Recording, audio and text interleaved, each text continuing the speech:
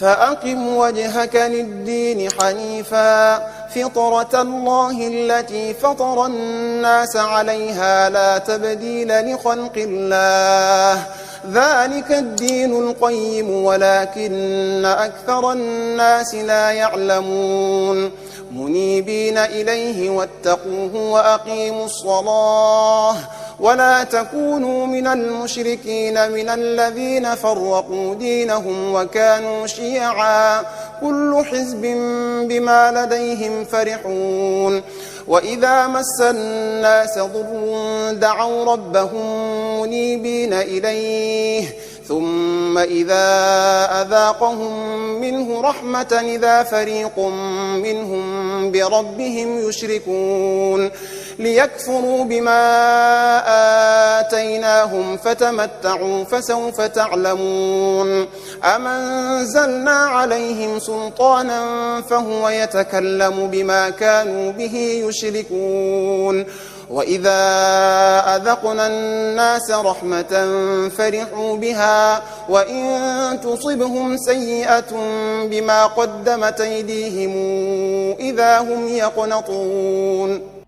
أولم يروا أن الله يبسط الرزق لمن يشاء ويقدر إن في ذلك لآيات لقوم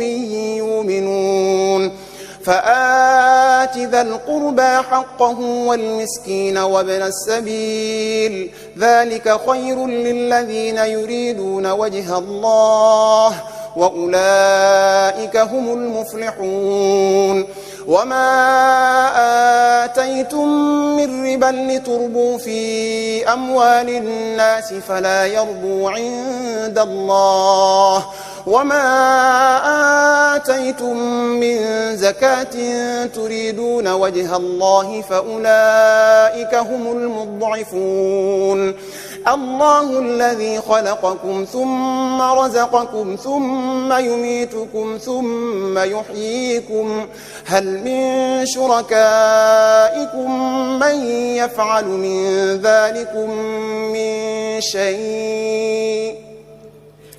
سبحانه وتعالى عما يشركون ظهر الفساد في البر والبحر بما كسبت أيدي الناس ليذيقهم بعض الذي عملوا لعلهم يرجعون قل سيروا في الأرض فانظروا كيف كان عاقبة الذين من قبل كان أكثرهم مشركين فأقم وجهك للدين القيم من قبل أن ياتي يوم لا مرد له من الله يومئذ يصدعون من كفر فعليه كفره ومن عمل صالحا فلأنفسهم يمهدون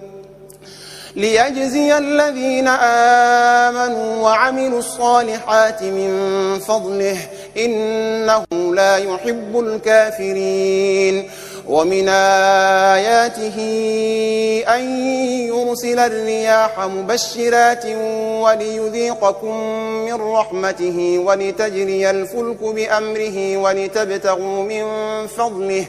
ولتبتغوا من فضله ولعلكم تشكرون ولقد أرسلنا من قبلك رسلا إلى قومهم فجاءوهم بالبينات فانتقمنا من الذين أجرموا وكان حقا علينا نصر المؤمنين الله الذي يرسل الرياح فتثير سحابا فيبسطه في السماء كيف يشاء ويجعله كسفا فترى الودق يخرج من خلاله فإذا أصاب به من يشاء من عباده إذا هم يستبشرون وإن كانوا من قبل أن ينزل عليهم من قبله لمبلسين فانظر إلى أثر رحمة الله كيف يحيي الأرض بعد موتها إن ذلك لمحيي الموتى وهو على كل شيء قدير ولئن أرسلنا ريحا فرأوه مصفرا لظلوا من بعده يكفرون فإنك لا تسمع الموتى ولا تسمع الصم الدعاء إذا ولوا مدبرين وما أنت بهاد العمي عن